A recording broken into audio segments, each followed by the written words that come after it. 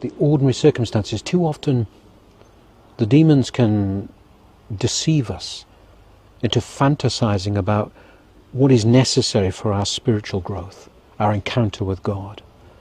Too often people fantasize about a cave or the forests or a monastery on a mountain, and they want to escape the wife or husband that they have, the children, their neighbours, their work colleagues, the particular circumstances of their lives. But this is a denial of incarnation. Christ incarnated to be one of us in the ordinariness of our lives. And this is where we encounter God. God draws close to each of us and draws us to him through the particular circumstances of our lives. And we see this, of course, in the Gospels.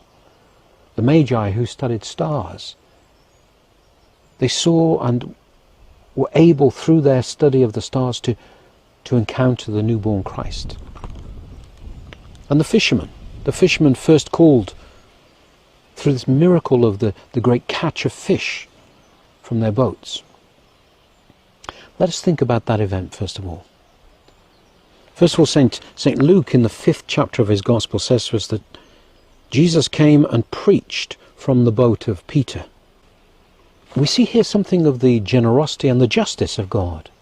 Having used Peter's boat, God blesses him in two ways. First, he grants him this great catch of fish, of course, but he then makes him his disciple.